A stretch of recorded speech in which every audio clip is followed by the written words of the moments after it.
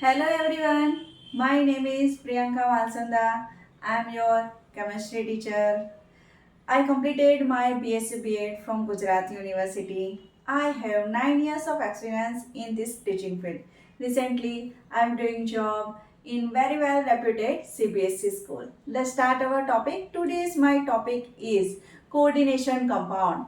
This is lecture for standard 12 and in standard 12 chapter 9 is coordination compound. In coordination compound today we learn about the hybridization and how to identify hybridization and its magnetic property. Now let's start our topic. Dear students, we all know about coordination entity. Some metal atoms is attached to ligand. Here we take cobalt NH3 6 and 3 plus charge. What is IUPAC name? बेटा IUPAC name start करते हैं यहाँ से लिखना. How many ligand? 6 ligand. So its name is hexaamine. Hexaamine, cobalt and 3 iron. Because it have a positive charge, so this is a positive entity. And Roman letter में जो 3 लिखा है वो कोबाल्ट का ऑक्सीडेशन नंबर है, right. First of all we are starting to write with its electronic configuration. Cobalt Z equal to 27. बेटा cobalt के अंदर कितने इलेक्ट्रॉन होते हैं? 27. Its electronic configuration is argon 3d7 and 4s2. Now check this. Argon have already 18 electron. 18, 19, 20 plus 7, total 27. And what is the oxidation state of cobalt? Cobalt oxidation state is +3. So cobalt +3. तो यहाँ पे electronic configuration बन जाएगा argon. बेटा +3 charge आना मतलब positive charge बढ़ गया. डेट मीन्स कि उतने इलेक्ट्रॉन रिलीज हो गए. जितने प्लस होंगे उतने जो है वो इलेक्ट्रॉन रिलीज होंगे. सपोज Ni+2 होता है तो निकल में से जो है ना 2 इलेक्ट्रॉन रिलीज कर दो. सेम कोबाल्ट के ऊपर जो है ना +3 है. +3 चार्ज कब बढ़ता है? जब इलेक्ट्रॉन रिमूव होते हैं. प्रोटॉन तो एज इट इज है ना, right. So we have to remove this 3 electron. अच्छा, अब 3 इलेक्ट्रॉन रिमूव कैसे करोगे? तो जिसकी एनर्जी कम होगी ना वहां से इलेक्ट्रॉन रिमूव करेंगे. सो 4s में से पहले इलेक्ट्रॉन रिमूव होंगे, देन d में से. चलो 4s में से 2 इलेक्ट्रॉन निकल गए मतलब 4s 0 एंड d में से 1 इलेक्ट्रॉन निकल गया 3d6, राइट. अब मेन काम जो है वो यहाँ से स्टार्ट होता है. अब हम फॉर्मेशन करते हैं कोबाल्ट 3 प्लस का. कोबाल्ट +3. चलो 3d6. Dear students, D have a 5 boxes because D orbital have a 5 shape. 1, 2, 3, 4 and 5. dxy, dyz, dxz and dx square minus y square and dz square. उसके बाद जो है वो हम ड्रॉ करते हैं 4s. क्लियर? जितने भी इलेक्ट्रॉन है वो हम अरेंज करेंगे.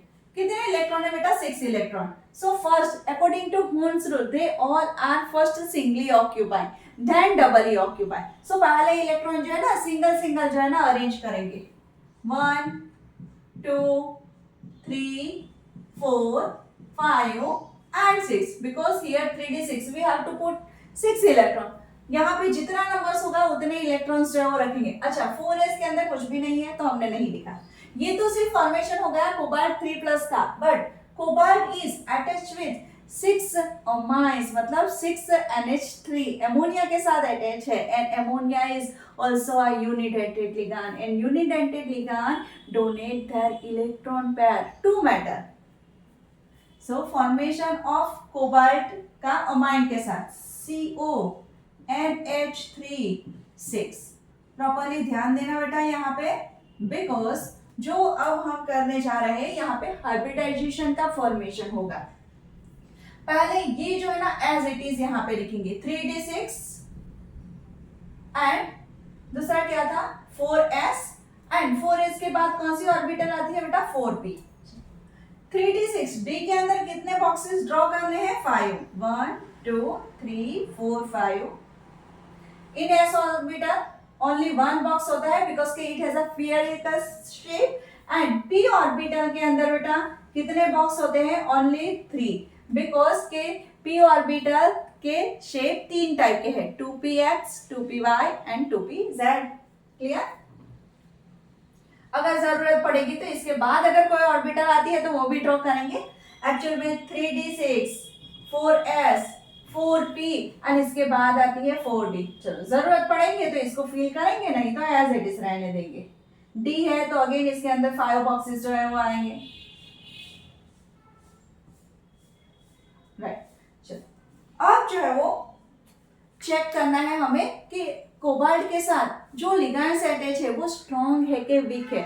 बिकॉज स्ट्रॉन्ग लिगांड जो है वो पैरिंग करेगा, इलेक्ट्रॉन की पैरिंग करेगा. एंड वीक लिगेंड जो है वो पैरिंग नहीं करेगा, वो एज इट इज रहेगा. So cobalt is attach with ammonia and ammonia behave as a strong ligand.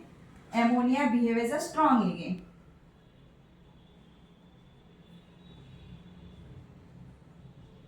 Right? First of all, we have to arrange this cobalt 6 electron. Cobalt के d orbital के अंदर जो 6 electron है ना वो arrange करेंगे. But क्या बोला? एमोनिया जो है वो स्ट्रॉन्ग लिगेंड्स है ना, तो वो क्या करेगा? पैरिंग कर लेगा. अब पैरिंग के फॉर्म में 6 इलेक्ट्रॉन अरेंज करो.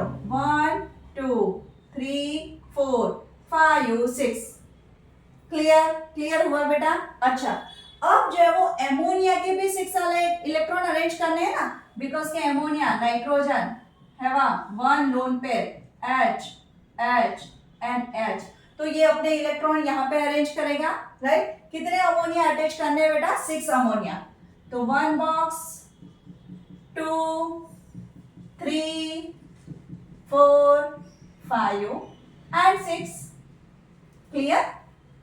अब इसके इलेक्ट्रॉन अरेंज करो. अमोनिया के इलेक्ट्रॉन 1 2. एमोनिया के इलेक्ट्रॉन्स जो है वो हर एक बॉक्स में अरेंज कर दो जितने भी अमोनिया दिए हैं. Now we have to find its hybridization. Hybridization कहां से फाइंड करोगे? जहां से लिगेंड्स से बढ़ना स्टार्ट हुए. लिगेंड्स जो है वो यहां से बढ़ना स्टार्ट होके यहां तक बढ़ गए. डी के कितने बॉक्स भरे बेटा? 2. तो यहाँ पे होगा D2. S का कितना बॉक्स? ओनली 1. P के कितने बॉक्स भरे? 3. So hybridization is D2sp3 hybridize. D2sp3 hybridization. And when sp3d2 या D2sp3 hybridization has always the one shape, it is the octahedral shape.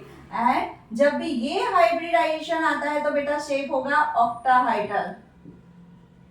चलो ऑक्टाहाइड्रल जो है मैं फॉर्म करके दिखा दूं कि उसका शेप जो है वो कैसा होगा. ऑक्टाहाइड्रल होगा.